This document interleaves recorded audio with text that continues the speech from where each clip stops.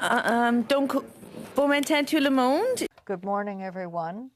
I now declare the session open. Welcome to the number 15 of the Standing Committee on Procedure and House Affairs. The committee is meeting today to continue its study on the inclusion of Indigenous languages on federal election ballots during our first hour. And before starting, we have a new member of the committee with us, Madame Marie-Hélène Gaudreault. Hello to you. It's a pleasure to be here. And we would like to thank Mr. Terrien for his work. So we now need to name another vice chair. We have Madame Robinato, who has been proposed, if everybody is in agreement. Madame Gaudreault, so it'd be unanimous decision for the minutes. Our first panel of witnesses comes to us from the Northwest Territories, Nunavut, and the state of Alaska. They are Stephen Dunbar, Chief Electoral Officer, Northwest Territories, Dustin Fedlund, Chief Electoral Officer, Elections Nunavut, and Samantha Mack, Language Assistance Compliant Manager of the Alaska Division of Elections. So welcome. In that order, we will have quick 5-minute opening comments, and I would just like to assure all of you that if you are providing substance for the committee to help us in this study, that I will not cut you off. But if you are not providing us accurate information, I will probably get you to move on so that we can get to questions and answers, just so you know. So up to 5 minutes, starting with Mr. Dunbar. Welcome. Thank you, Madam Chair and committee members, for the invitation to appear before you today. The Northwest Territories has 11 official languages: Chipewyan, Cree, English, French, Gwich'in, Inuinnaqtun, Inuktitut, Inuvialuktun, North Slavey, South Slavey, and Clichon. The ability to converse in an Indigenous language ranges from under 200 for Inuktitut to over 2,200 for Clichon. While these numbers may seem low in a national context, it is important to note that in our smallest communities, most residents speak an Indigenous language. Our governing legislation, the Elections and Plebiscites Act, currently makes no provision for anything other than the candidate's name and photo on the ballot. As the committee may know, there are no political parties represented in the Northwest Territories Legislative Assembly, and efforts to introduce party politics have, thus far, been unsuccessful. In 2016, the territorial government introduced amendments to the Vital Statistics Act to allow for names to be registered using Indigenous characters and diacritics instead of the Roman alphabet. While these amendments have not yet been brought into force, some residents have started reclaiming Indigenous names. As one member said during the debate on the amendments, it sets the stage for self-identity of First Nations people. The irony of our existence in North America and the world stage is that we all have anglicized names and Christian names. Our culture is not really reflected in our English names. So this provides an opportunity for people to distinguish themselves as First Nations and Indigenous First Nations around the world. Under our legislation, a nomination form requires a candidate to indicate their given name and surname by which they are commonly known in their community. There is no requirement to present government-issued documentation, and the ballot will reflect the name as stated in the nomination paper. Figure 1 is an example of what our ballot would look like with Indigenous names. The 1992 plebiscite on the boundary between Nunavut and the Northwest Territories had the plebiscite question translated into 10 of the 11 languages, with Cree being the exception, as interpretation could not be provided in the plebiscite timeframe. The proclamation and instructions for voters were also produced in 10 languages. Depending on what languages were commonly spoken in the electoral district, the ballot could have up to 4 languages included on it. And figure 2 has the English, French, and Inuktitut ballot that was used in the Eastern Arctic electoral districts. I'll conclude my comments with some of the issues we face in producing materials in official languages. The Languages Bureau that was used in the 1992 plebiscite no longer exists, so there's no longer a one-stop shop to have materials produced into all official languages. We are reliant upon individual contractors who may not have the time to quickly turn around materials. The cost to translate materials can also be significantly different depending on the contractor's rates. There may be considerable variation in terminology between dialects of the same language. so not all speakers may understand the materials produced in that official language. And figure 3 includes examples from 3 dialects of North Slavey from the Satu region, all translated. And finally, care must be taken to ensure that proper orthographic tools are installed on computers to support Indigenous fonts. The default settings in word processors can present Indigenous fonts using incorrect diacritical marks. Figure 4 has some examples of what can happen when using default settings when opening a document. I'd be pleased to respond to any questions committee may have. Thank you, Madam Chair. Thank you very much for that insightful information. We will now move on to Mr. Fredlund. Welcome. Thank you, Madam Chair and committee members, for the invitation to appear before you as part of the study on the inclusion of Indigenous languages on election ballots. I'm honored to share with you some of the work my office does in promoting and advancing Inuktitut in Nunavut's democracy, not only as an obligation under the Nunavut Elections Act, but simply because Nunavut Mute rely on us for information in their own languages. An important tool in the voting process is the ballot, upon which we express our democratic choice. Our ballots include candidates' names in any of Nunavut's official languages, English, French, and Inuktitut, which we've heard from some of the previous speakers. It includes Inuktitut, which is written in syllabics, and Inuinnaqtun, which is written in Roman orthography, the common alphabet we use in English and French. Inuktitut names are personal and deeply rooted in Inuit customs and culture, so we rely on candidates for the spelling and transliteration of their names. These are provided to our office during the declaration period and included on the ballot. Fortunately, my office does have a capacity in-house to ensure each name that is written in Inuktitut syllabics accurately depicts the candidate's choice. This capacity is also necessary to decipher the write-in ballots to ensure the voter's choice written in any language, including syllabics, is accurately recorded. I've provided the committee with a few examples that depict our multi-language ballots. Juan, I welcome any questions you may have. Thank you.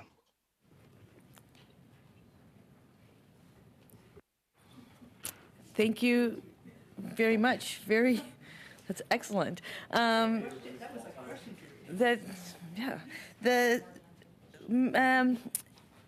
Samantha Mack, to you for your opening comments. Thank you and good morning. My name is Samantha Mack. I am Onangach Aliu from King Cove, Alaska. I come to this work in language access from a previous background in academics focusing on the self-determination of Indigenous peoples. So this work is very important to me. If you don't already know, Alaska is currently undergoing the implementation of ranked choice voting for the first time in our voting process. And as such, my department has recently launched a vast educational campaign that's being carried out in 9 Alaska Native languages, in addition to Spanish, English, and Tagalog. And so for us, the inclusion of Indigenous languages in the elections process very much does not end with simple inclusion in the ballot, but is all encompassing, including items like outreach, advertising, all public communications from the Division of Elections. We also utilize a panel model wherein multiple speakers of each Indigenous language meet in a panel to translate together. We feel this as a sort of best practice in terms of Indigenous translations, and it works out quite well for us in regards to accuracy and things like that. Much like Alaska, Canada's role in the colonization of its Indigenous peoples and the ongoing impacts of that mean that the inclusion of Indigenous languages in the electoral process is a really important first step. And I really look forward to this discussion. Thank you for inviting me. Thank you very much. We also are looking forward to this great discussion.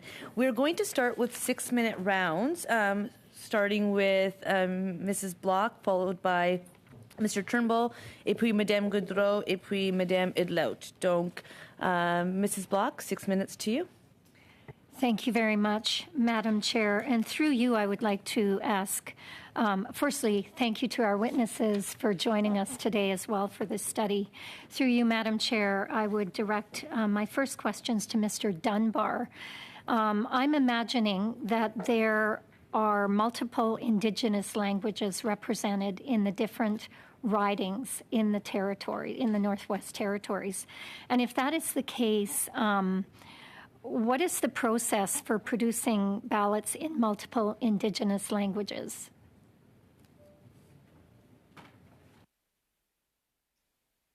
Thank you, Madam Chair. The ballots in the Northwest Territories only have the candidate's name and photo on them. So we don't have the requirement to print anything other than the name and photo on the ballot. We are in the process of trying to make sure that we have a lot of voter information published in the Indigenous languages spoken in that electoral district. So if we were looking at the Mackenzie Delta electoral district, the languages there would be Gwich'in and Inuvialuktun. If we were looking at the Malfui electoral district, we would only be looking at Tlicho and English. Thank you, Madam Chair. Thank you very much for that. So what types of materials would you be producing in order to provide information to the constituents? Thank you. We'll be producing signs that say vote here, polling place in the various languages. And then there will be what you require to vote. So if there is a voter ID requirement, so for instance, an elector here must show proof of their identity and residency. Obviously, a driver's license or government identity card would be the optimal, but in a lot of our small communities, fewer than half of the residents will have government issued ID. So then we'll be looking at a healthcare card in conjunction with something else, and whether that's a utility bill, a lease, a mortgage, a hunter's card. So those are the things that we'd be looking at, and we'll have posters that were produced in each language outlining what materials you can bring to prove your identity. Thank you. Thank you very much. Through you, Madam Chair, you also identified that there were some issues in regards to the timelines and dealing with multiple contractors. Can you, I guess, define for us how you've mitigated some of those issues? At the moment, we haven't really mitigated any of them. We are in the process of gearing up for the 2023 general election. So we are starting this work right now. I'm actually meeting with our languages commissioner next week to start laying out our preliminary plans and getting some feedback from her on what steps we can take. One of the examples I used was about the different dialects in North Slavey. This language is spoken in a region of the territory that is over 280,000 square kilometers. And these communities are fairly well spread out. So we want to ensure that whatever materials we produce will be understood by electors in each of those communities. And we may need to look at producing things in each dialect at that point. Thank you. Okay, thank you for that. I believe the next question that I'm going to ask could be answered by either Mr. Dunbar or Mr. Fredland. Could you describe for us how long your official election periods are typically?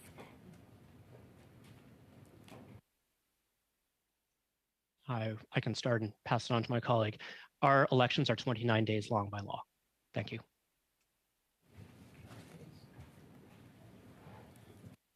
Thank you, Madam Chair. Our elections are 35 days. Thank you. 35 days, okay.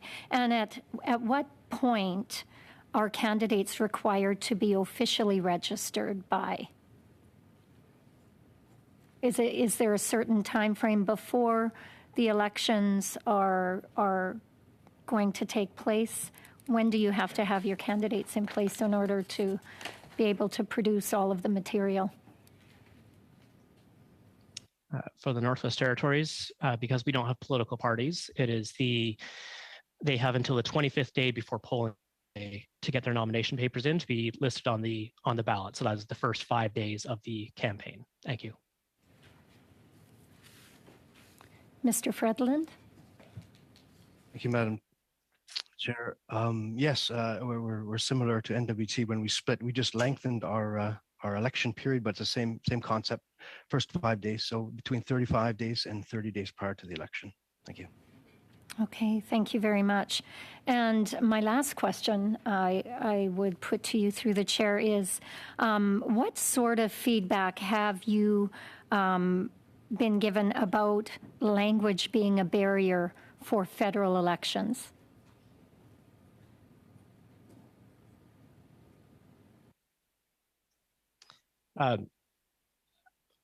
I can't speak to any feedback we've received about federal elections. We had a by-election here in February, and certainly some of the feedback we received is because we did not have time to produce materials into Chipewyan. That was a barrier for some of the elders to be able to cast their vote because due to a COVID outbreak, that election was done by mail-in ballot. Thank you. Okay. Sure, if he's willing. Sorry? Go ahead. Yes, thank you, Madam please. Chair. Okay, good. So we held in conjunction with the federal election in 2019, we had our municipal elections, which we hosted. Our election day was our advance vote was on election day. So we shared many of the same venues with Election Canada in 2019. Anything that leaves my office is in all 4 languages. Our Twitter account is in all 4 languages. Our ballots are in all 4 languages if requested.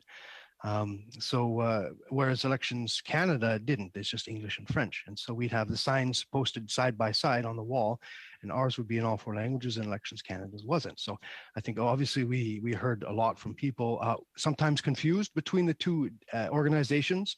We took a lot of phone calls from people complaining to us about our languages production, but in the end, it was Elections Canada. We get confused in that sense. So thank you, Madam Chair. Right. Okay, thank you very much.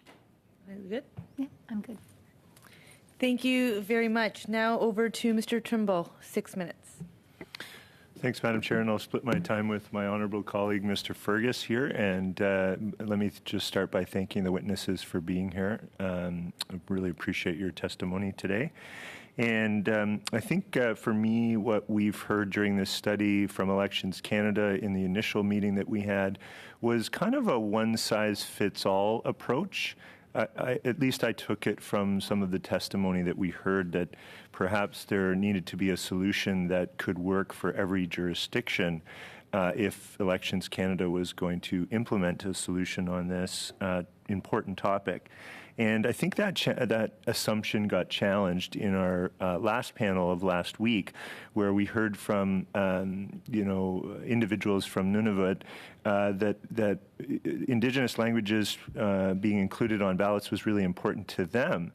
But in terms of other jurisdictions, it wasn't necessarily the top priority for some other Indigenous speakers.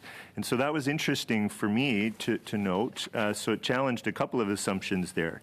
I'm just wondering from your perspective, and maybe I'll go to Mr. Dunbar first, because I think Northwest Territories may be a jurisdiction where you have, as you described, many Indigenous languages. Are there, do you see a kind of an approach that really recognizes the regional differences of Indigenous languages spoken in those areas? And does that, what would you advise Elections Canada to do in terms of being able to accommodate as many Indigenous languages as possible? I know it's a tough question, but interested to hear what your perspective on that is. Thank you, Madam Chair. There are 2 comments I'll probably make to that. The first is we were one of the first jurisdictions, if not the first jurisdiction, to include the candidate's photo on the ballot. And there were numerous reasons for why that took place about 20 years ago. And part was to ensure that electors who may not have full literacy or may not be able to converse in, they may be able to speak, but they may not be able to read in all Indigenous languages, they'd be able to identify the candidate by sight. So that is certainly one of the actions that Elections NWT took. I believe that was for the 2003 general election, to ensure that the ballots would be more accessible to all electors. The other action that we take is that the returning officers in each electoral district, if there is a a need for it, they will arrange for interpreters to be available at each polling place. And because we have fairly small communities, we have one polling place per community. So there's a need for one interpreter in each community. In the communities where you have multiple languages spoken, we do make efforts to have interpreters for each language. Obviously, that is not always possible. So I don't think I fully answered your question, but that is the best efforts that we make at the moment. I appreciate that very much. And I think that's my 3 minutes, Mr. Fergus. So I'll pass it over to you. Merci beaucoup, chers collègues. Thank you very much, colleagues, and I would also like to thank all of the witnesses that are here today. My question is similar to Mr. Turnbull's. I would like to know, Mr. Dunbar, followed by Mr. Fredland, with respect, it would seem that Elections Canada, as Mr. Turnbull said, it's a one-size-fits-all system, but 1 year in the Northwest Territories or in Nunavut, I've understood that you use a variable ballot, and depending on the circumstances, have I understood that depending on the community, that will decide which language the ballot will be printed in? So in some communities, Mr. Dunbar, maybe they will be printing it in English and in French and in Chippewan, and in other communities it wouldn't be necessary to do so. You would be using another Indigenous language which is more used. Is that correct? Thank you, Madam Chair. For plebiscites, yes. So the plebiscite question would be translated into the languages commonly spoken in that electoral district, but not for a general election because we don't have the languages on the ballot. Thank you. Excusez-moi. Have I misunderstood? Oh, I'm maybe Mr. Fredland. When I look at your ballot, it would seem that it's written in a language, and you also have Indigenous spelling. So does that depend on the writing, based on the speech in that you will, in the language spoken in the writing, that's what you will use on the ballot? Thank you for the question. Through the Madam Chair. Yes, so the example you see is, this is exactly what a ballot would look like. And there's, of the 25 communities, 23 use syllabics, the language you probably don't read. And then two of the communities use the Roman orthography, but as you noticed from the last example, it is written in Inuinnaqtun. So yes, but this is exactly what a ballot would look like. We have 100% compliance.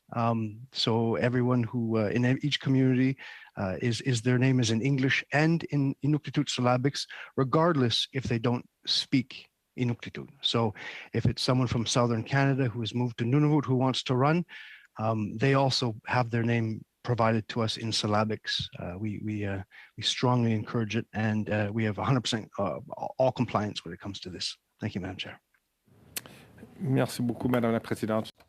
Thank you very much, Madam Chair. I think I've already used up all my time.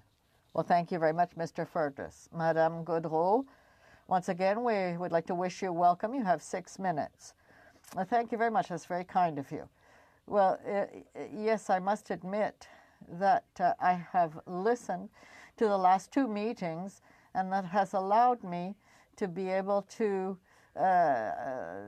connect with what we're hearing. And I would like to thank the witnesses, and because these witnesses have really specified certain responses with respect to the organization and how things work with the ballots. I would like to have their opinion, Madam Chair, as to the considerations with respect to the proposition that we have here at the committee.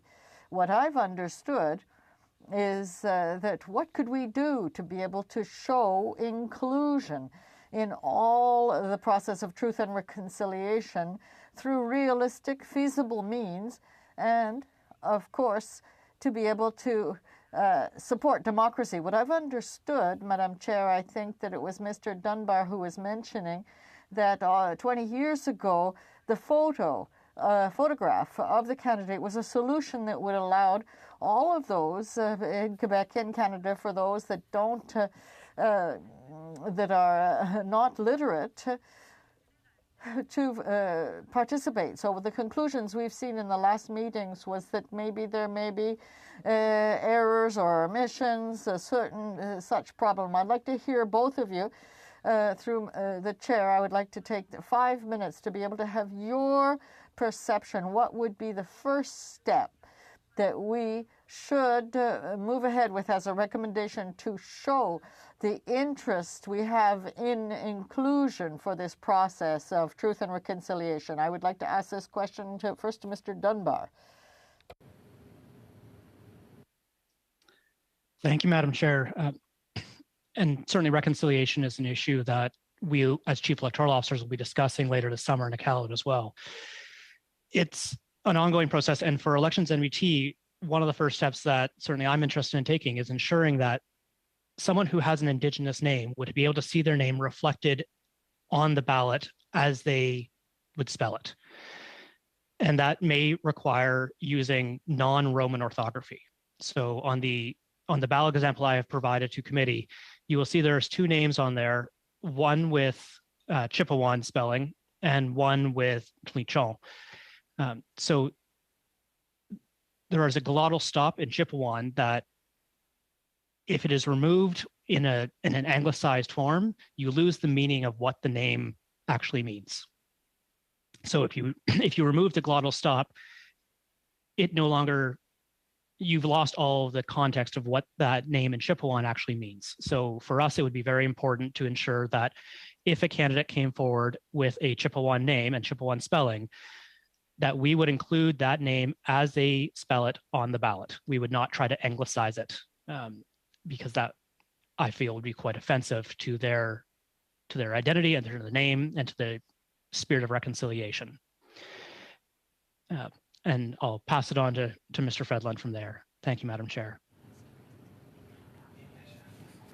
Et à vous, Madame la Présidente. And Mr. Chair, through you, yes, I'd like to hear Mr. Fredlund.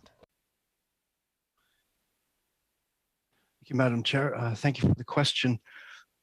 I'm an instrument of my politicians. My work is not something that I make up. They meet like you, and they tell me how they'd like to see my office proceed when it comes to running elections. If you're asking for my personal views and on reconciliation and how it works with how it would work with Elections Canada and Indigenous languages, I think that I can only tell you how my office does it. And from the example is we have 100% all four languages, everything that comes out of my office. I agree with my colleague, Mr. Dunbar. I think it's very important for people to be able to express their names publicly, how they want it to be written, transliterated, and said.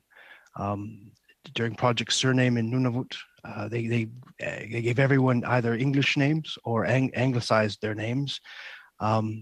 And so many people still don't recognize those names, even though on paper that's their name. And typically on a ballot, their name would be written in that anglicized or provided surname from the government at the time. So allowing people to write their name how they want it, however they want it.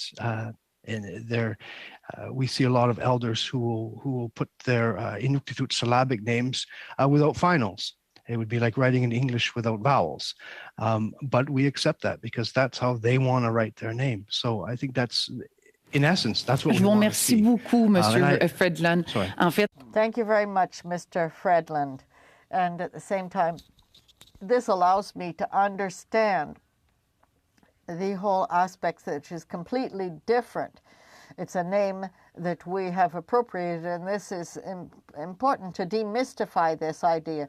And I understand, Madam Chair, that the two other witnesses need to explain what they experienced, but I don't know if I have maybe just a minute left for Madame Mark. Would it be possible to have an opinion on what has been achieved so far in the Northwest Territories and in the Yukon? What can be considered inclusion, and it can be used elsewhere in Quebec and in Canada. Madam Mark, I'd like to answer. I'd like to hear you through the chair, Madam. Madame Mack. Madam Mack. Thank you, Madam Chair. I can't really speak to the full extent of the progress so far that has happened in the specific areas that you have mentioned. I do think that what Mr. Dunbar and Mr. Friendland have discussed in regards to, the intricacies of even alphabet and name and the construction of the ballot, what the ballot physically looks like in terms of the direction is a really important question. And it's ultimately sort of the basic, most fundamental question to make sure that everyone who is looking at the digital or a physical piece of paper, and fortunately in our case, that's Je vous not remercie, something Madame we have Mark. to... Merci, Madame la Présidente. Thank you, Madam Mark. Thank you, Madam Chair. Thanks to everyone. Idl. Madam Edlut, you have 6 minutes.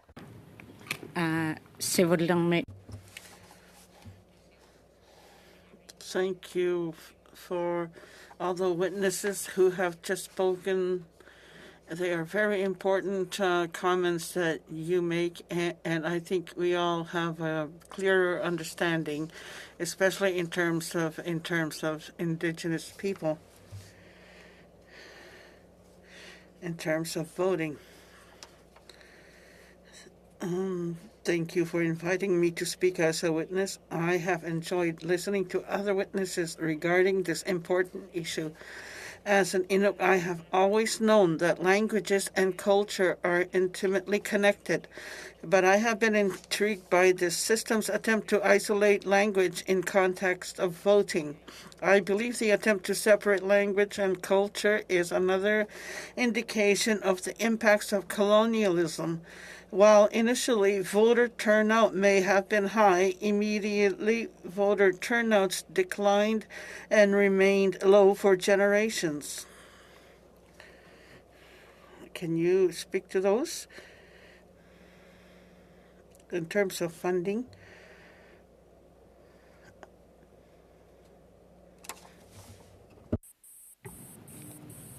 Ms. Idlout, is your question going to everyone or? To the NWT and the Nunavut.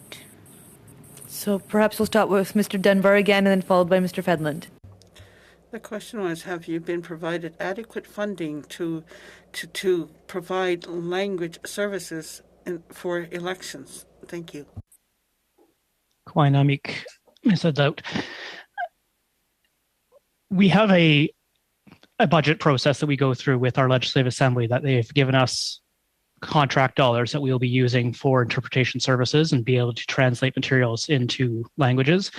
There's certainly no one in my office who speaks all 11 official languages. I think we cover off 2 at the moment, but I would say we are adequately resourced to go and try to translate materials into all 11 official languages. The caveat being there that it is not always possible to turn around materials in a timely fashion, given that we don't have a one-stop languages bureau like there used to be in the 1990s. Kwainamik.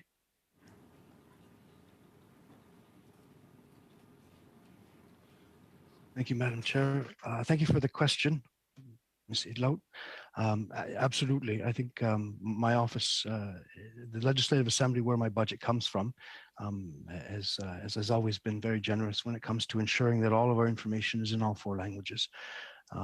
So it's never a question of being underfunded for that. Thank you, Madam Chair.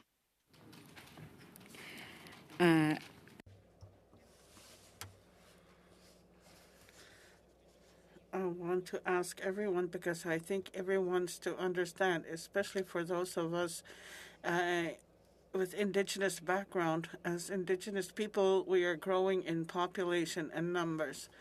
And I am sure that there will be fundamental issues that we'll be facing in the future. Are you prepared for the increase in populations, especially from the NWT, the Northwest Territories, because you have 11 different languages? Are you prepared to meet the growth of to accommodate the growth of populations? What are you doing to meet the needs that you will face with the increasing populations? Thank you. Thank you, Madam Chair. One of the actions we'll be taking, especially in regards to languages in some of the electoral districts where they are predominant, is be working with the regional Indigenous governments to ensure that the translations that we are producing, as you said earlier, you can't separate culture and language. So a lot of the materials we produce, we want to ensure are actually reflective of the culture and language being spoken in that community. So interesting enough, like some of the translations of the word vote, for instance, it's a literal translation of the letter X in some of the North Slavey dialects. So we want to ensure that we are working with the Indigenous governments to ensure that we have captured not just the literal translation, but the spirit of the word as well. Thank you.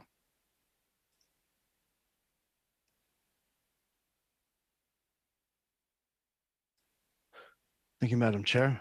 Thank you for the question. Always important. Our population is increasing. Even though in this last general election we saw a slight decrease in voting, we can attribute that to COVID-19, right? In preparations, my office is always to ensure that our Inuktitut language and Inuinnaqtun language is strong. 4 of 5 of my staff are Inuktitut first language speakers. And we bring in a French language specialist who helps us out during the election period. So all of our office has native speakers of French Inuktitut. Of course, Inuinnaqtun is a little bit more difficult. We live in Rankin. This is not Inuinnaqtun Central, but we have good connections with people in the Western Arctic to help us out with that. So thank you, Madam Chair. Excellent. Thank you. We are going to proceed with the second round of questions for this panel, and then we'll have Ms. Idlout for the next panel, and we'll just do the first round with Ms. Idlout. So we'll continue with Mr. Scheer, followed by Mrs. Romanado, Madame Goudreau, Ms. Idlout, Mr. Viss, and then Mrs. Sahota. Mr. Scheer, 5 minutes to you. Thanks very much. I just had a quick question for Ms. Mack. I believe you were listing some of the languages that you offer services in or produce materials in, and I believe I heard you mention Tagalog as well. Is that correct? Okay. Yes, that's correct. So obviously, a lot of the discussion flows from some of the things we've heard about reconciliation and acknowledging the unique role the government has with respect to Indigenous languages. But of course, Tagalog would as far as I would understand, would not fall into that type of category, and maybe more into the offering services to people who just require it because that's just their language. Is that kind of the spirit of why that language would be included in the services that you offer? Yes, thank you. The requirement for Tagalog is a federal requirement, and in that, both the spirit of the inclusion of the language and the simple legal requirement just sort of means that it is a necessity kind of in various districts of the state. And so in order to make sure that we have as many people involved in the voting process as possible, we do try to produce materials in as many languages as we can find translators for. Okay. And so you mentioned it's a federal requirement. What is that specific to Tagalog, or is there a requirement that once a language reaches a certain threshold within, in terms of percentages of the overall population, that then that must be included? What would the regulation be that would make that a requirement? Yes, absolutely. Thank you. The federal requirement comes from the Voting Rights Act, Section 203, and it's a 5%. If 5% of the voting population speaks a particular language and speaks English less than very well, that language becomes triggered for requirements for the elections process. Okay, interesting. I appreciate that clarification, because that does kind of open up a whole other, I guess, rationale or motivation in terms of in the inclusion of different languages, in terms of the, I guess you could say it as if the goal is for federal governments and departments and services to be relevant, or at least have an impact on people's lives, then the facilitation of that understanding, a little bit of a different philosophical approach than some of the reconciliation ideas, but all leading to the end result, I guess, with the difference in your system, that would be much more expansive, that would really open up the possibility for literally almost any language. Certainly. And in regards to the spirit of reconciliation, as you've been discussing, the federal requirement for Indigenous languages lists sort of language groups. So Yupik instead of the various languages within Yupik. And so our role as the reconciliation is then to figure out which specific Yupik languages will be produced. Okay, so Indigenous languages have their own set of criteria, I suppose, that are unique than just any language that might attain the 5% rule. Sure, I think we can definitely say that. Okay. The only other question I had, and I'd open this to any of the panelists that would like to respond to it, is that we're looking at the inclusion of Indigenous languages on the ballot itself. A number of you have talked about the number of languages that are used in your jurisdictions, and I was just wondering if anybody would like to comment on the dynamic of providing services or support at the polling locations beyond just the ballot. In other words, I've scrutineered before different levels of elections, and you do often have people who may be in the wrong polling location, may not have brought the right ID, have questions about some of the aspects of the voting process. And is it a requirement in any of your areas to provide the ability for, in our system federally, we call them deputy returning officers, the DROs, who oversee the polling locations?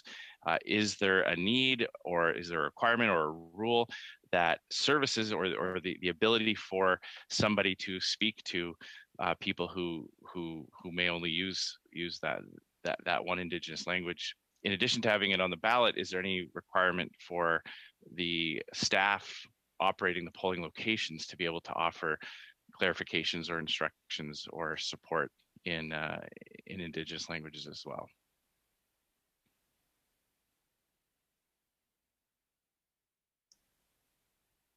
Thank you, Mr. Chair. No requirement under our legislation, but our returning officers and deputy returning officers would be expected to make efforts to ensure that if there's a language being spoken in that community, that we'd have interpretation available. Electors are also able to be assisted by a family member or friend who can help interpret for them. Thank you.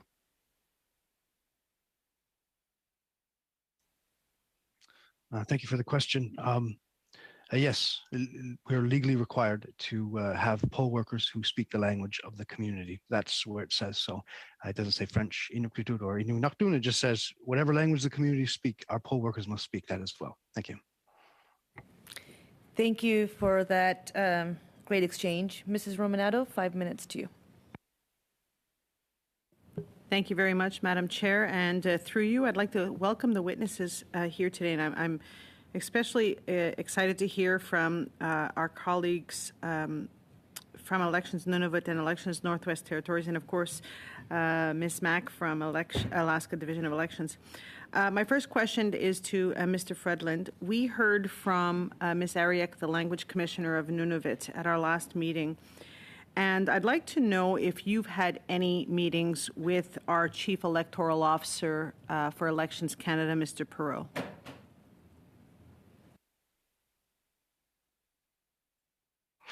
Thank you for the question. We meet as a group, the chief electoral officers from across Canada, at least once a year. So yes, I've met with Mr. Perreault numerous times. Thank you.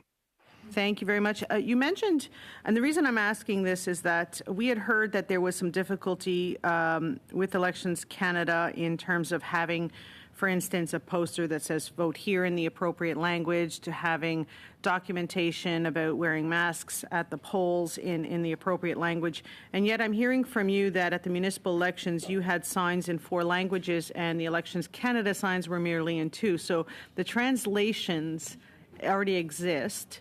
And I just wanted to know if there was any opportunity for sharing of the information so that there's not a duplication of efforts, but that it's available to Elections Canada so that they don't have to reinvent the wheel and reprint.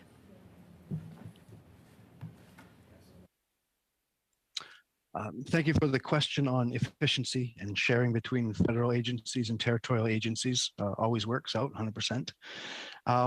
Yeah, no, absolutely. I think this is something that we're working on. We're always in discussions. No one's ever going to say no to sharing our Inuktitut and our translated works. Keep in mind that our rules are different. Elections Canada rules are different than our rules, so we can't just it's not just a blueprint. So it's a little bit more than that. And unfortunately, or fortunately, the last 2 federal elections coincided with 2 of our general elections. So both of our offices are extremely busy, and we don't really have much time to interact and ask each other how it's going. So that's kind of where it stands. Thank you.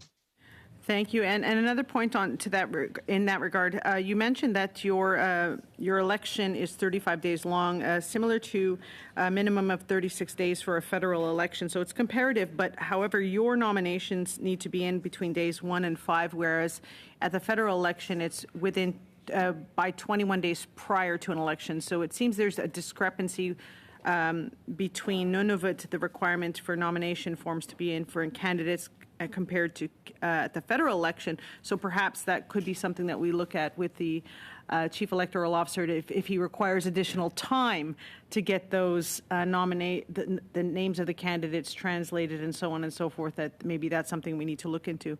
My next question is for Mr. Dunbar. You also mentioned, through you, Madam Chair, that the vote here signs polling place were in appropriate languages in the specific districts, and that posters about what kind of ID is required were already translated. So my question is similar to the one I posed to Mr. Fredlund. Is there an opportunity for collaboration between the federal government and well, not the federal government, the CEO of Elections Canada and yourself, in terms of making sure that there's some synergies in terms of translation? Thank you, Madam Chair. The materials are not translated yet. That is something we are in the process of starting right now. But certainly we would welcome any opportunities to collaborate with our colleagues at Elections Canada. Perfect. Thank you. Madam Chair, how much time do I have left? 45 seconds. Okay. You know what? I won't be able to get into the the length of my question. I know Madame Sahoda has questions, but I'm not sure if she'll just take it at her next round. Thank you. 30 seconds to your next round. Madame Gaudreau, 2 minutes et demi. Merci beaucoup, Madame Gaudreau, 2.5 minutes. Thank you very much, Madam Chair. I have a question, a quiz question. If you could just answer by a yes or a no, you know how federal elections work. Oh, I'm hearing you. I'd like to thank you for the interpretation. Madam Chair, I'd like to ask the witnesses if they were aware that Election Canada could provide documentation during an election in 16 languages. Yes or no? Answer, if you could.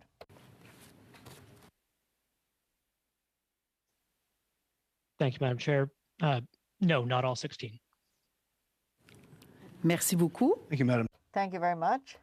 No. Et Madame Mack? Thank you, Madam. No.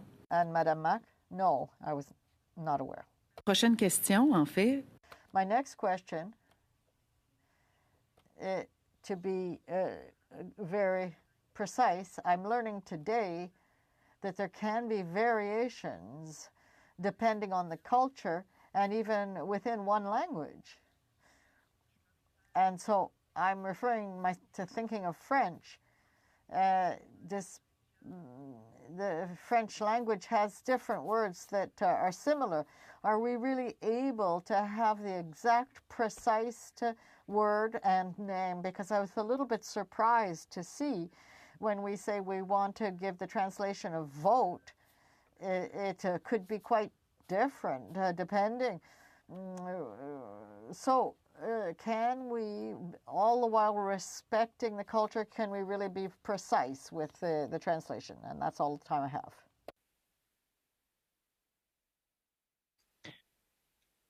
That's something that we are certainly working on, and one of the areas of discussion we'll be having with Indigenous governments. Some Indigenous governments are in the process of trying to standardize language, others are not. They're trying to respect the dialects in those communities. So it's an ongoing discussion, and I suspect that for some regions of the Northwest Territories, we will have a more uniform translation, and in others, it will be might be community specific. Thank you. Merci beaucoup. Question. Thank you very much, Madam Chair.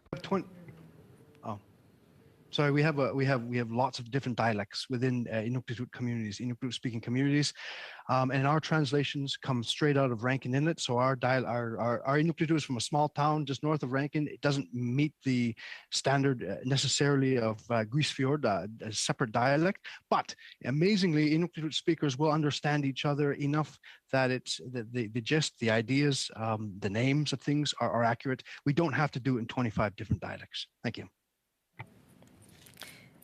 Thank you. Ms. Idlout, 2.5 minutes to you. Thank you. Those language issues are very important to us because we know.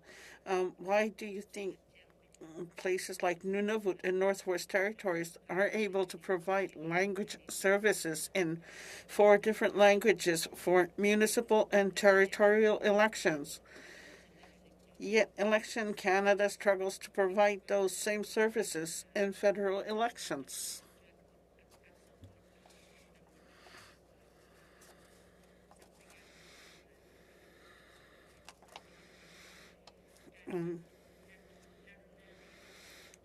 So can you answer this question?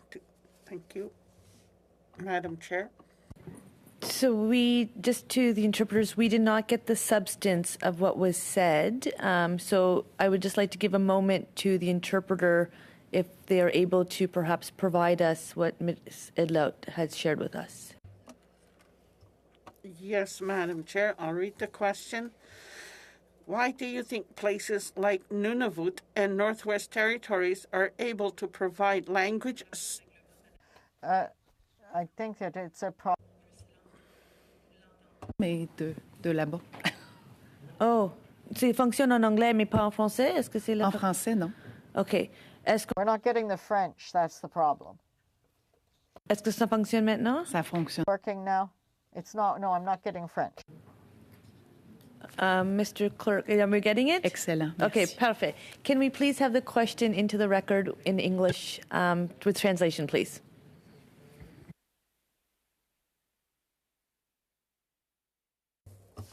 Okay, I'll try again. Why do you think places like Nunavut are able to provide language services in 4 different languages for municipal and territorial elections, yet Elections Canada struggles to provide those same services in federal elections?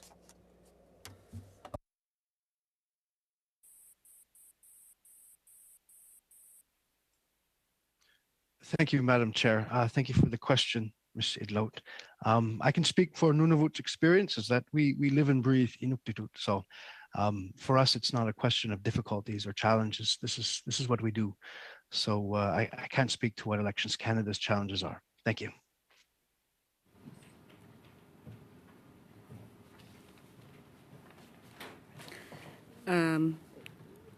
Tamakwa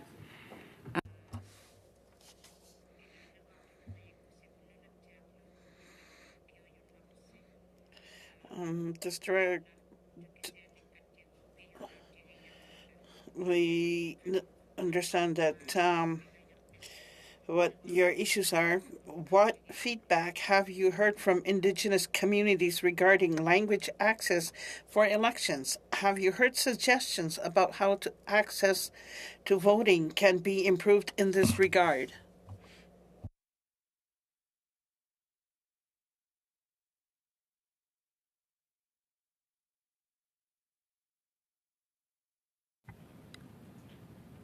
I would open the floor to both Mr. Dunbar and Mr. Fedlund to answer. Mr. Dunbar? Thank you, Madam Chair. Certainly the feedback we've received is that doing more in Indigenous languages is always welcome. And it's certainly something that our office is now undertaking over the next year, is to try and improve and increase the amount of services we can provide in Indigenous languages. Thank you, Madam Chair. Thank you, Madam Chair. Great question, Ms. Idlout. I think that one of our strengths are that we have most of the majority of the office staff speak Inuktitut, but I think that dialectual differences is something we struggle with all the time. So as moving forward and Nunavut standardizes Inuktitut in the next 100 years, we'll have one level of Inuktitut that can be across the territory. That's one of our struggles, is to ensure that people in Grise Fiord understand our translator from Chesterfield Init. Thank you. if she wants, yeah. Mrs. Mack, would you like to answer as well? Yes, thank you, Madam Chair. In regards to how voting access can be improved for languages, our biggest struggle has been, again, with the dialectical differences, as Mr. Fedlund mentioned. And that is precisely why we subscribe to the panel translation model, to sort of bridge that standardization versus specificity divide. The translation panels have been really instrumental in making sure that those kinds of content be across a wide geographic area. Thank you for that. Mr. Viss, 5 minutes to you. Oh, I thought I was waiting till the next round. To start on the next panel? Oh, yeah, I thought we were going to the next panel after that round. That's what I assumed you said. But I can go on this panel. Pardon me? Pardon me? You don't have to. No pressure. I'll wait till the next panel. Yeah. Okay. Can I go to Ms. Sahota because she wants to be on this one? That's okay? Yeah, that's fine. Okay. Ms. Sahota, 5 minutes to you. Thank you, Madam Chair.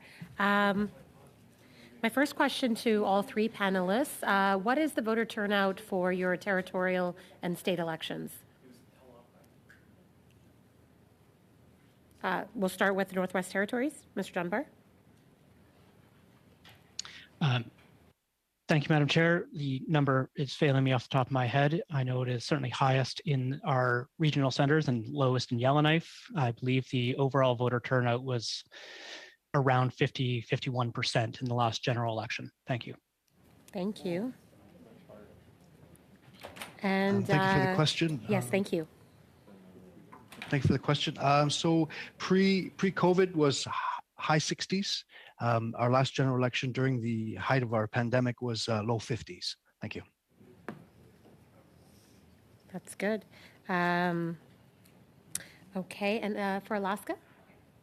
Thank you. Yes, our voter turnout, depending on whether or not it's a general election year, averages between the high 40s and low 60s percentile. Okay. And the next question that I have is to Mr. Dunbar. You had said that you have materials translated in about 11 or 12 languages to provide during the election, but the actual ballot is only in 2. Is that correct? Thank you, Madam Chair. We are in the process of translating materials into the 11 official languages of the Northwest Territories. The ballot as produced here for a general election just has the candidate's name as the candidate would spell it. So there's no other words on the ballot. So it is just the candidate's name and their photo. Thank you. Okay. And their name can be spelt in any language, however they choose? We would print their name as they would write it on the nomination paper. Thank you. Okay. May I ask, when you had gone from 2 languages, now you're going back to increasing the amount of languages you're going to produce materials in, what thresholds were you looking at when making those decisions? First, when you had picked the 2, was it by the percentile of people speaking the language, and what's made you switch that perspective? Thank you, Madam Chair. We've never stuck with just 2 languages.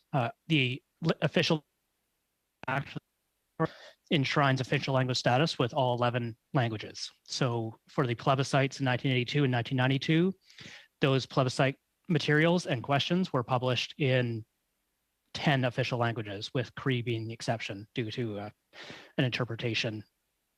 Interesting, Madam Chair, because so the sample you gave us was only in the French, English, and 1 Indigenous language. However, you had provided the material in 11 languages, you're saying? Thank you, Madam Chair. Yes, the example provided there is the Eastern Arctic electoral district ballot. However, in some of the Western Arctic electoral ballots, there could be up to 4 languages on the ballot. So for Mackenzie Delta, that would have been Gwich'in and Nunavut. For the Tune-a-Day-Willowday electoral district, that would have been Chipewyan, English, and French. And in Hay River electoral districts, it would have been Chipewyan and Cree, as well as English and French. Thank you. Okay. And Madam Chair, Mr.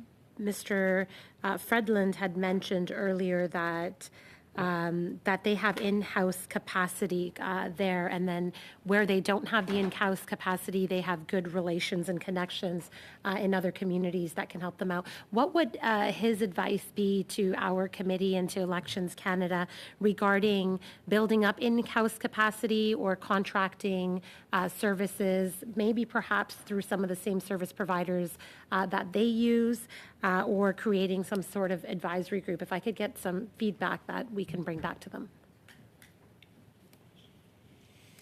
Thank you, Madam Chair. Thank you for the question. My office is always open for any agency that wants to find more about Inuktitut or Inuinnaqtun terminology or anything. So I think that that's something that we would offer any agency, including Elections Canada, to extend our resources to assist. Thank you. Okay, thank you. How much more time do I have? 10 seconds. Oh, okay. You get another 5 minutes. Was that including my Thank you to all of the Do you have witnesses another question? If you here have a quick today. question, you can. No, that's fine. Excellent. Thank you. Fruitful and very exciting. I would like to, on behalf of PROC committee members, thank our witnesses for joining us today and the insights you've provided.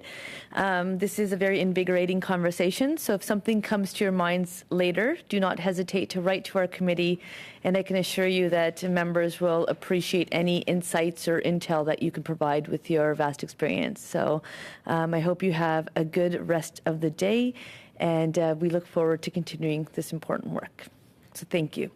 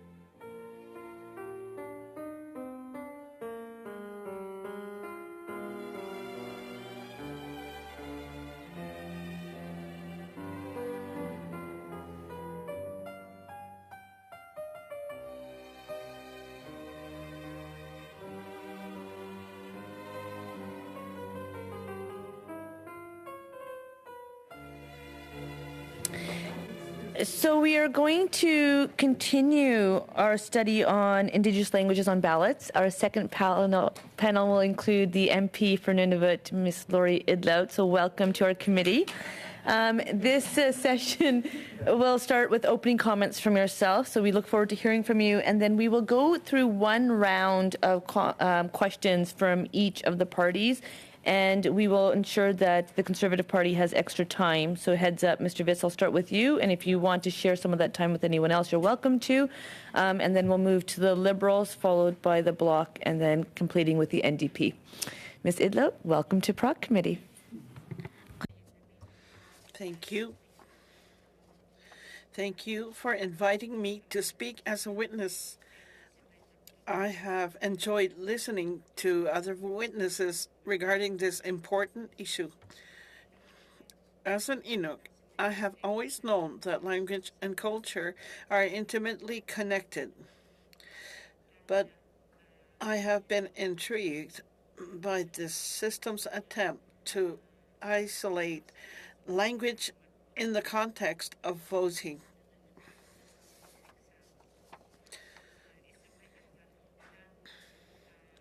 I believe the attempt to separate language and culture is another indication of the impacts of colonialism.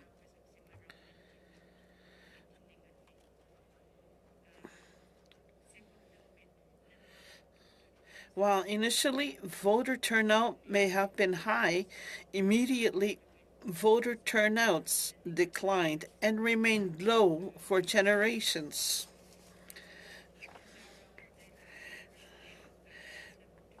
As the president of Nunavut Tungavik Incorporated, Aluki co-chair, pointed out in the last federal election, the voter turnout in Nunavut was only about 34%. Indeed, the voter turnout in Nunavut Tungavik Incorporated's election was approximated at 17.5%.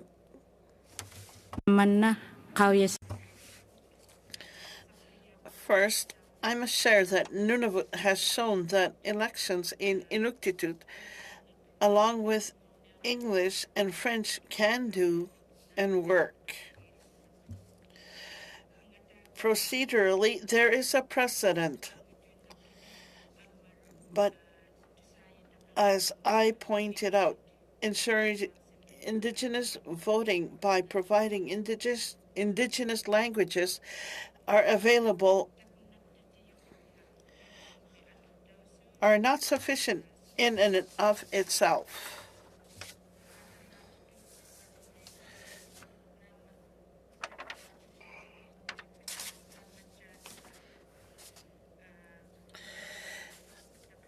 They are greeted at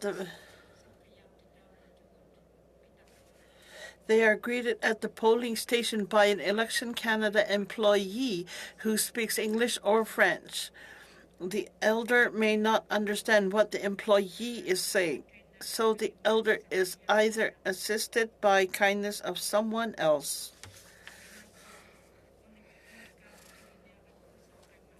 I will speak to what I have experienced and seen in Nunavut. Many Nunavummiut enjoy the freedom of being able to vote in their mother tongue during a territorial or during a designated Inuit organization election. This is their right.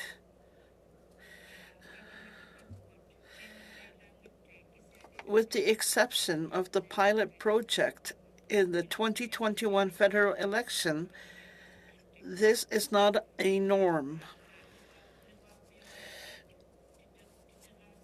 The ballots had roughly transliterated Inuktitut names and phonetically spelled party names in syllabics in the last federal election.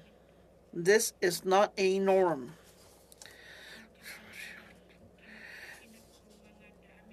According to the 2021 census, the population of Nunavut is 36,858. of which 85% are Inuit. There are 25 Nunavut communities. Each community and region have their own struggles and experiences when voting.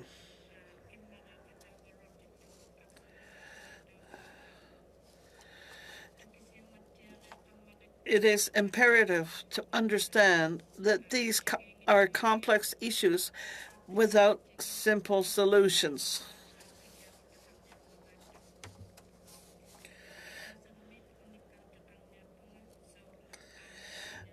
One specific example is the consequence of medical travel. Hundreds of Nunavummiut are forced to travel to Iqaluit or the south for medical services and treatments. In Iqaluit, those medical travelers wanted to exercise their right to vote in 2021. However, they were turned away because they were not a resident of Iqaluit, while they are residents of Nunavut. Therefore, they were denied their fundamental right to vote. Through the assistance of my campaign team, some were able to vote, but many were turned away. This is an example of how Nunavummiut must constantly fight to exercise their basic rights. Nunavummiut should not have to lose their right to vote by virtue of being on a medical travel.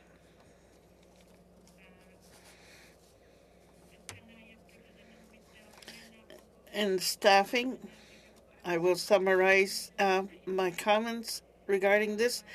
There are many unilingual Inuktitut speakers, especially Inuit elders. As a unilingual speaker on election day, an elder must have a proper ID. They are greeted at the polling station by an Election Canada employee who speaks English or French. The elder may not understand what the employee is saying, so that elder is either assisted by the kindness of someone else or goes to the polling station not knowing what to do. With the exception of the pilot project described earlier by Elections Canada, the ballot is in English or French. Most elders cannot read English or French. During my campaign, when it became evident that the ballots would not have any, I had to describe to people that my name was the one in the middle between two other candidates. This is not acceptable in a modern Canada. This is not reconciliation. Another example is regarding the complaints process. Often when complaints are being made to the chief returning officer, if interpretation or translation is not provided, then a unilingual speaking elder will have to depend on someone else to file the complaint. Sometimes it is not worth filing a complaint because the person receiving the complaint literally does not speak the same language. Prior to colonialism, First Nations, Métis, and Inuit had their own ways of identifying elders. Inuit in smaller camps based leadership on exemplary skills of hunters, shaman, or seamstresses.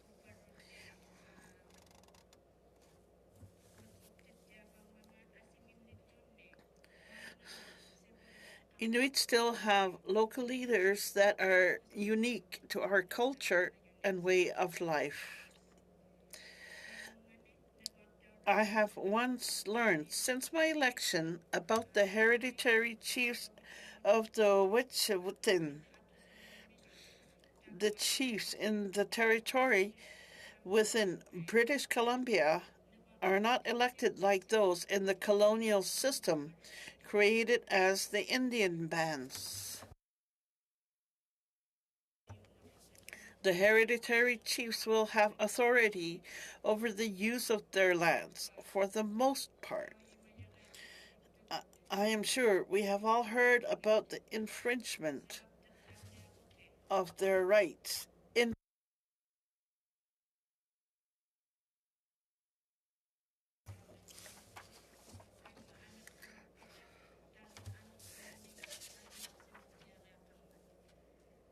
Infringement of their rights of the pipeline to go through their territory without proper consent.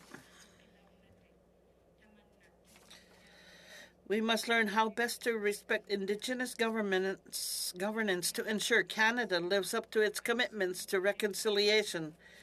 As a witness to this committee, I want to include the following recommendations for specific and immediate action.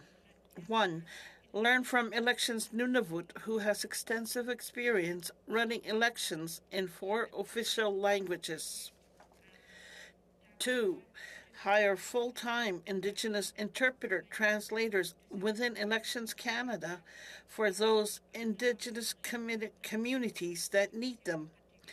This will help build the necessary expertise and corporate knowledge for department regarding Indigenous languages for future elections.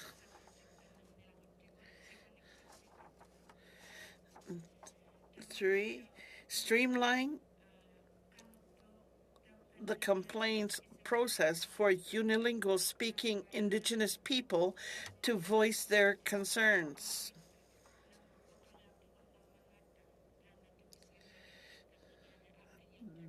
This needs to be made very clear and improved.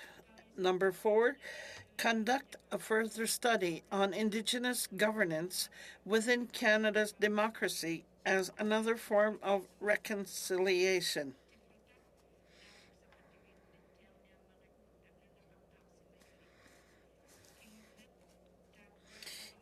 And lastly, 5, ensure that the federal government of Canada respects Indigenous cultures in order to build the trust that is necessary for real reconciliation. Thank you for allowing me this time. Thank you.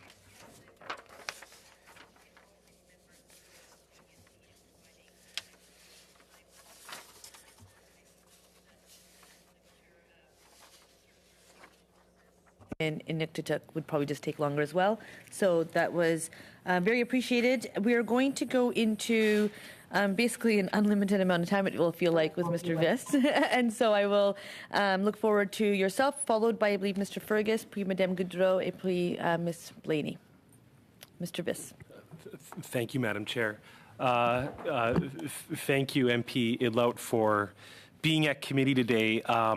One of the most, I've been to your territory once, and it was about 12 or 13 years ago, but I went to the Nunavummium legislature, and it was in session, and they took a break from the session, and all of what I remember from the chamber is that all of the interpreters are around the chamber to represent all of the languages, and they all went into the lunchroom after, and I was standing there, and they invited me in, and I had a traditional Inuit meal with all of the translators. I had caribou, whale, beluga whale, another type of whale, but and they even used their traditional knife, and so that was the one experience in my life where I really felt connected to, and I learned a little bit about what you said about connecting language and culture. It's an experience that will stay with me forever. So you made 5 recommendations just now in your opening remarks, but this is our third day studying Indigenous languages on the ballot, and I've come to the personal conclusion, and not even with my colleagues, but just me personally, I almost feel that the situation in your territory is very different than the rest of Canada. And that largely goes back to the 1993 Lands Claim Agreement that was supported by 85% of the Nunavummian people. And When that agreement was signed, was there provisions for culture and language that the federal government had to respect as part of that reconciliation process? That is a very good question. And I am so proud that you came to Nunavut Legislative Assembly, and it's good to know that you had a chance to eat with the interpreters. The interpreters are held in highest esteem because they are very capable and knowledgeable people. There are 30. The boundary is 32 is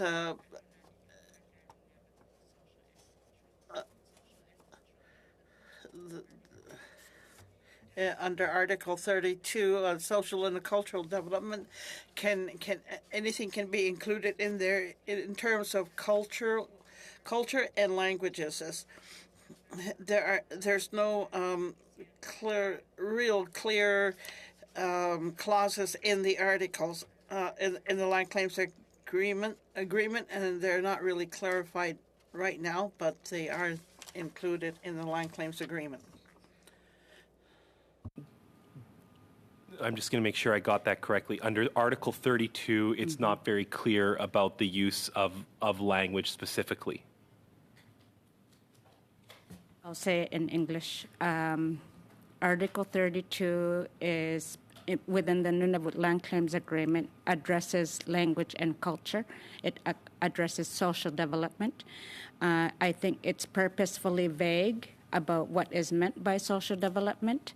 It doesn't clearly define what is meant by social and cultural development for Inuit by purpose, because I think that when the land claim was crafted, they wanted more room for it to be interpreted properly and not to make limitations on what would be what would later become interpretations of that article. So there are no specific wordings about voting or elections, but it talks that would be the article that I would refer to when it comes to language and culture.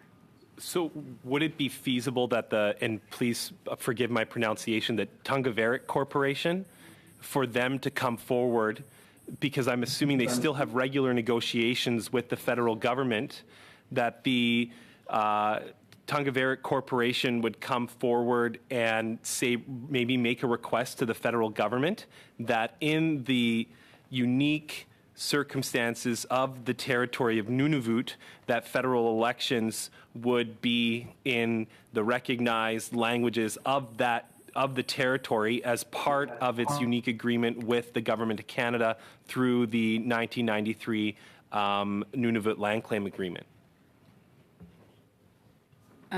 I guess just to clarify it a bit, when the Nunavut Land Claims Agreement was negotiated and signed, it was signed between the Government of Canada, Nunavut Tungavik, the organization that is now the Nunavut Tungavik Incorporated, and it wouldn't necessarily be a request by NTI to ensure that languages are in Inuktitut because of it being enabling for others, including the Nunavut Act. Right, so the Nunavut Act, as the enabling legislation, allowed for the government of Nunavut to have authority over how elections would work within the territory of Nunavut. So that's more within the jurisdictions of the government of Nunavut. Okay. Is it your objective, putting this study forward, that Indigenous languages are on the ballot in your territory, or possibly across Canada? If you were to walk away, say at the end of this term, and you said, in the next federal election we have my language on the federal ballot, would that be considered a success for you? Great question. I would love for all Indigenous languages that exist in Canada to be incorporated into every ballot that that is possible. So if there are, for example, known to be more Ojibwe people in Northern Ontario, then Northern Ontario should have Ojibwe on their ballot, right? So I think it has to, I think we have a precedent that we can follow, which is the Northwest Territories, which has 11 official languages. And from what I understood in their testimony this morning, they were describing that they're able to determine which communities and which areas in that territory have more of each of those different 11 languages to make sure that those languages are reflective of the needs of that community. So this is definitely something that I would love for all of Canada, and it would be. We've also seen it in Nunavut and the NWT. So if we can do it in populations where there are more Indigenous people, then we should accommodate to the needs of Indigenous people in all of Canada. Mm-hmm. I see that perspective, but I think in Nunavut it could almost be easier than in other parts of Canada, and largely because of the threshold question that MP Sahota raised, that what would be an acceptable threshold for the inclusion of an Indigenous language, how that relates to our two official languages, and especially what other Canadians would feel about having languages that aren't part of the Official Languages Act on a federal ballot, and that would be problematic for some people, most likely probably for the Quebecois. So what would you say about thresholds?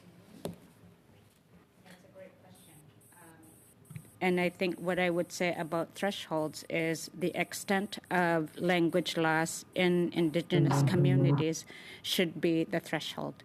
If there's been more language loss, then Elections Canada should work harder to help promote and protect that language. Elections Canada can have a role to make sure that languages are being protected even through the ballot, and even through ensuring that materials towards becoming a candidate, materials towards making sure that elections are all available in those languages should be the threshold. The more the language loss, the more Elections Canada should work harder to ensure that those languages are on the ballot. Okay. If you were to amend the Elections Canada Act, what sections do you think would need to be amended? And have you considered putting forward legislation yourself in this Parliament? And secondly, as part of the agreement that the New Democratic Party made with the governing Liberal Party in your coalition, have you guys... this is a fair question. There's broad definitions of what a coalition is in the Webster's Canadian Dictionary. But my question is... when two political parties, if you want to do this,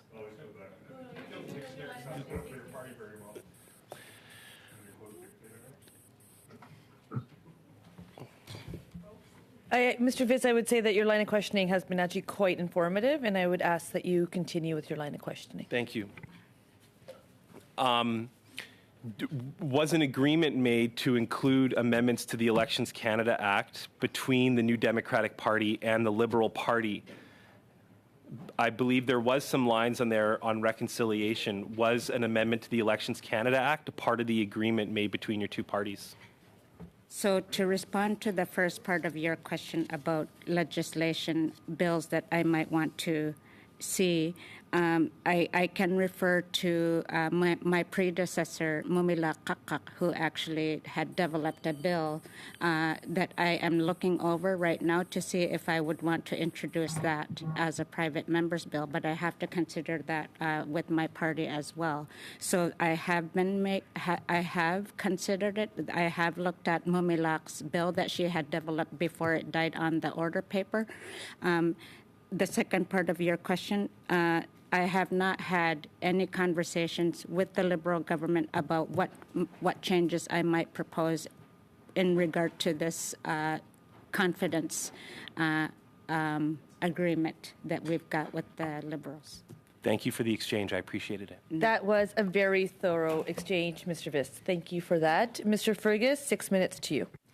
Thank you very much, Madam Chair, and thank you, Ms. Idlout, for your testimony and also for your initiative on getting this committee coming forward. I'm going to go back to a question which I had asked of the Commissioner for Northwest Territories, and also going back to the testimony that was provided to us from Elections Canada, from the President of Elections Canada, CEO of Elections Canada. Elections Canada seems to have a perspective and to have a one-size-fits-all perspective, and that is, I think, I always like to say we're victims of not we're victims, we're the sum of our experiences. Some people say we're victims of our experiences, but it would appear that because we have two official languages, colonial languages that exist across Canada, that therefore the effort is made to always provide, regardless of where you are in the country, fully accessible material available in both languages. And that's a good thing. What I was hearing from our testimony in the first panel today, and I think what I'm hearing from you, especially in your conversation with Mr. Viss, is that you're looking for a recognition and a respect to provide Indigenous languages to be included on material, including the ballot, where it's appropriate. And now, if you notice, I didn't use the word threshold. I'm not looking to some, kick in a percentage and all of a sudden it's there, but where it's appropriate. Is my understanding of what you're seeking correct? And if not, please. Yes, I think so. Part of the reason I became a parliamentarian is because I wanted to have influence where I could be part of helping to protect and promote First Nations, Métis, Inuit specifically, with myself as an Inuk, our place in Canada. There's been too many atrocities that we've all experienced, and there's been too many times where reconciliation is a buzzword. And I wanted to be part of something where I help to make sure that it's not just a buzzword, that we talk about actual reconciliation. And a part of reconciliation has to include finding ways to protect and promote Indigenous languages in Canada.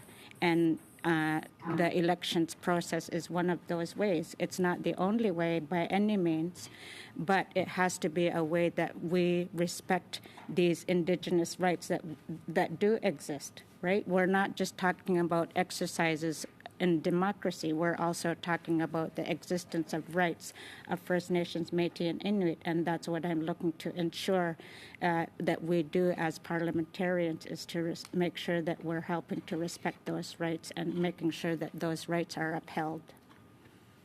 In your testimony to the committee today, I have found myself outraged at the fact that there were many members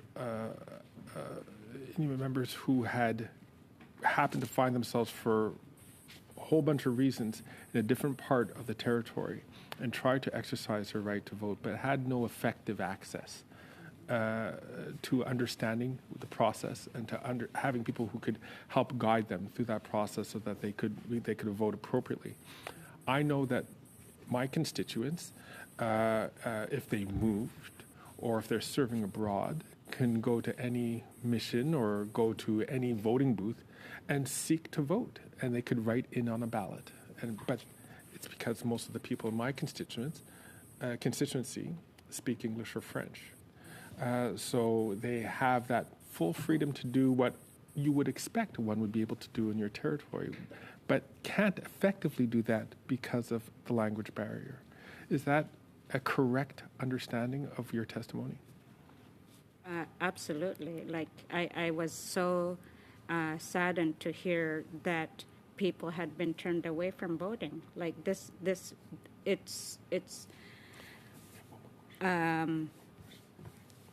to also have to work that hard just for the basic right of voting is such a sad story in Canada. Agreed. We know that Canada as a democracy is founded on its right to vote. So it really is, it's from my perspective, from the people that I represent, from Inuit, we have been oppressed for generations, and to be shoved down our throat that our culture does not belong, that we must practice Christianity, that if we speak Inuktitut, that we'll be whipped with a meter stick, that if we speak our language, if we sing our songs, that we're going to be beaten.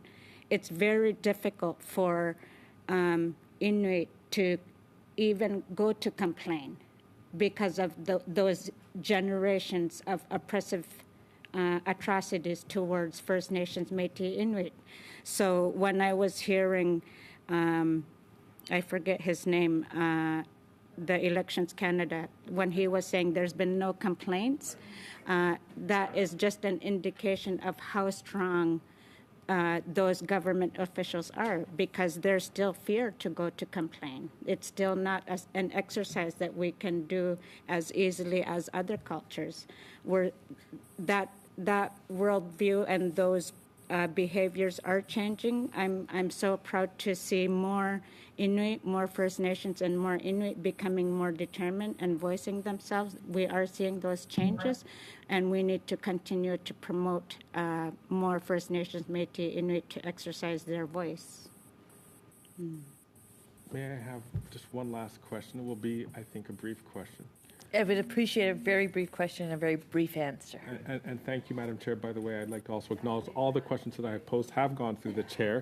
But my apologies for not saying that officially. Mrs. Idlout, Madam Idlout, if I may ask a very practical question.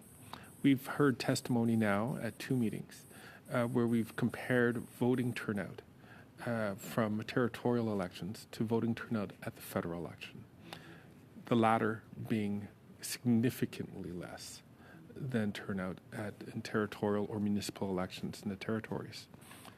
Would you ascribe that largely to the lack of respect that we have not shown to the folks from your community? Thank you for your question, and through the chair. There has the impacts of governments, the impacts of churches, the impacts of the RCMP are still very deep within our communities, and because of those, it's very challenging.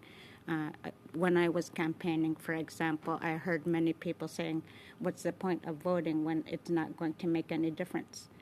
Because so many First Nations, Métis, and Inuit have lost the sense of using their voice because their voice doesn't matter. And so we need to all work harder to make sure that we hear First Nations, Métis, and Inuit, and make sure that when we're hearing them, we're making decisions that have better impacts for their communities. Thank you for that Mrs. Idlout, exchange. Thank you very much. As a Madame Black Gaudreau. Canadian, I could just say, I hear your words. Thank you. Thank you. Madame Gaudreau, 6 minutes pour vous. Madame Gaudreau, you have 6 minutes. Thank you, Madam Chair. This is quite a first committee, Madam Chair. So what I'm experiencing, and I would like to thank you for allowing me to ask several questions and to really note what I am seeing. What I am seeing right now, and I hope for those who are watching, the opportunity to discuss changes to the Electoral Act. We've had over several hours created a dialogue. We have shown and we have been able to give our opinions and to try and better understand the opening that is that we're looking towards. And Madam Chair, I would like to hear Madame Idlout, and I'd like to know, is this dialogue that we have started, even if the considerations as a whole, maybe they may not be able to come to light before the next elections, have we achieved an objective with respect to what you're asking, what your heart is crying out for as a parliamentarian? That's a great question. I think when it comes to Indigenous languages, more could always be done. I was fascinated. I don't know if you had heard the witnesses that were a couple of witnesses ago, the two young men who had appeared before this witness, and how for them, these two young men, it was more important to invest in actual programming that ensures that they have the ability to learn and speak and dialogue in their languages. I was very impacted by their statements too, because it shows the generational differences that we're experiencing between cultures, right? So I think that more can be done within all of Canada's programming, but having this dialogue in this committee is also an important aspect of that. Thank you, Madam Chair. I'd like to express my own lived experience. I have to speak quickly because I don't have much time, but in 1995, I experienced a very important moment in my life. I felt at 18 years old the obligation in terms of being respected in Quebec and in Canada. I felt that I had to learn English. And so I went to Hawaii, where I learned. And the Indigenous community in Hawaii is completely different from what we experience here. We are united. And in high school, I myself was learning Hawaiian. And for me, this was part of my culture. And so today, I'm noting that not only do we have two official languages, and often, even in French, it's difficult as a parliamentarian. And sometimes, even today, we still can see, I wouldn't call it discussed, but I think that there's a break in dialogue with respect to our differences. And I'm a member of the Bloc Québécois, so I could understand that really we need to move ahead step by step. And what I'm going to come to, the witnesses, the two witnesses that I've listened to, they were more looking towards what can we do in order to be able to bring forward certain actions to be able to recognize the different languages. We're talking about 16 different languages, and to be able to rebuild and rebuild the pride in our culture. And myself, in Laurentides de la Belle, in my riding, I noted that we're looking at a multi-indigenous center, a cultural center, where we're going to bring together and where we're going to look at and appreciate our differences. So I'd like to hear what you have to say with respect to the final results. Do you think that we're going to really have been able to move ahead and step forward in this process of reconciliation through these efforts here? I think that we could, the work of this study could play a small part. I know that when it comes to reconciliation, it can't just be compartmentalized, but the part of this committee could make a dent on it. So, for example, we don't need to have all 16 languages in all of the ballots, but if we know, for example, in Nova Scotia that there are more Mi'kmaq there, then we should make sure that the Mi'kmaq languages are in those ballots in Nova Scotia. Or if we know that there are more Gitxsan in BC, then we need to make sure that ballots are available in Gitxsan in BC. right? So I think there are opportunities where we can learn procedures that have been used in the NWT where they know there are pockets of specific Indigenous people. Then we could use those pockets of Indigenous people as a model to say those are where we can target those languages in those parts. I think it's possible to compartmentalize towards success. Merci beaucoup, Madame la Présidente. Thank you very much, Madam Chair. Thanks to both of you. 6 minutes from Madame Blaney. Always, all my questions will go through the chair. Ms. Idlout, I just want to thank you for your work here and for the words that you shared with us today. I really admire it, and I think the conversation we're having today is really important. And I'm really moved by the story you told in your testimony about literally having to tell your constituents, my name is the one in the middle. And I think that really is a good reminder of how challenging it can be to feel like you even have the right to vote if all you walk in is knowing that the middle name, those symbols mean that person.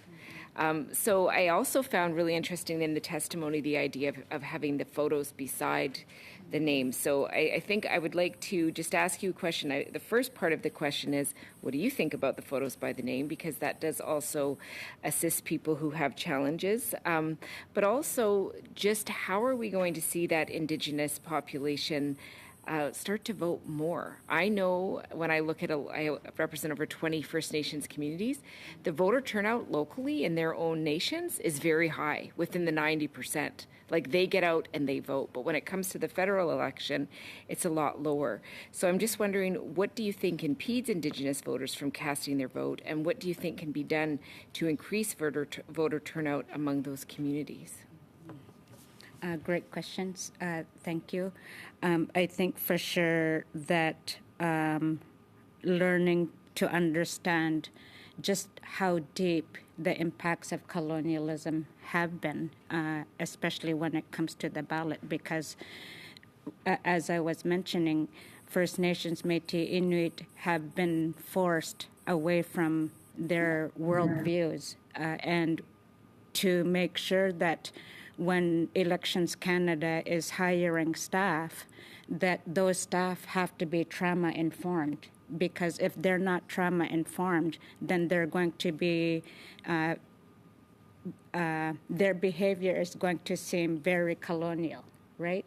Because they are so used to just ordering people. They're just used to just saying, do this, do this, do this, which are the very symbols of colonial behaviors towards First Nations, Métis, Inuit. So I think there might be lack of interest in practicing this right to vote when you're voting for people that will ultimately be part of that system, right? So I think part of this ongoing conversations that we need to do is, like I said earlier, make reconciliation real. What are some tangible things that we can show that we are trying to do better for First Nations, Métis, Inuit? So, like, I can see why the voter turnout would be a lot higher in the First Nations, because they know that those First Nations groups are going to fight for their rights, and to represent someone that you know will fight for your rights is someone you know you want. And I think the second part of that question, I think we have to do a better job as parliamentarians how we do our work.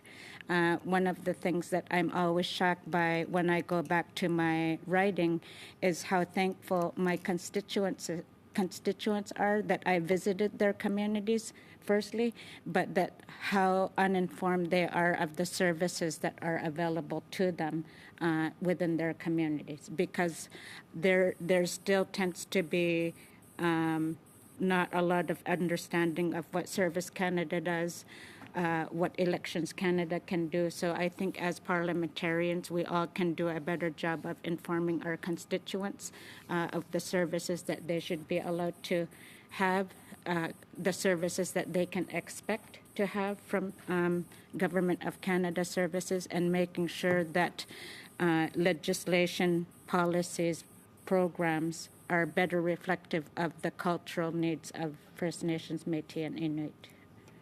Well, thank you for that. And I think, one of the things that is very apparent is that there needs to be more work done in this area. So I'm just wondering, what do you think Elections Canada could do around hiring local Indigenous people as interpreters potentially, but maybe even as cultural interpreters, and also just raising awareness of what the best process is to move forward to engage that population. And I think this is important because this is a measurable outcome. If we can see some action, we can actually be like, this is the percentage of Indigenous people that were voting, and now this is. So it's so measurable. So it seems like something we should invest in. Yeah, for sure. That's a great question, too. I think we've heard some great examples as well shared by witnesses, including just making sure that we have Elections Canada has more interpreters that are available, not just for Elections Day, but within their staff. I think they need linguists, too, to make sure that they have a better cultural interpreters, too, I think is a great idea. But I think it was the NWT Elections Office that was saying that they will meet with Indigenous organizations because the Indigenous organizations know who their populations are. So I think Elections Canada could meet with Indigenous organizations like the Assembly of First Nations, with Inuit Tapiri Kanatami, these national organizations that work with their people to make sure that their rights are being advocated for. Final comment, Ms. Blaney? I don't think I have enough time for my final comment, but I'll leave it at that. Thank you. Sure. Yep. Okay. Awesome. Ms. Idla, on behalf of PROC committee members, I would like to thank you for your testimony and your time with us today. And as I would say to everyone, you're always welcome to send us more information that we will definitely consider as we continue with this report. You've been a fabulous addition. So thank you for your time, and kudos to all committee members for the informative questions. I will just remind committee members that on Thursday we will meet again. The first hour we will have Jean-François Daoust, Assistant Professor, University of Edinburgh, Dwight Newman, Professor of Law and Research, Canada Research Chair in Indigenous Rights in Constitutional and International Law from the University of Saskatchewan, Alison Harrell, Professor, Political Science Department, Université de Québec à Montréal. And for the second panel, the second hour, we'll have the Institute Sakapesh with Marjolaine Tissernish, General Manager, as well as First Nations Education Council, Denis Gros-Louis, who's the Director General. So we look forward to continuing this study. And with that, I wish everyone a really good day. Bonne journée à tous, and we'll see you on Thursday. À jeudi. Meeting adjourned.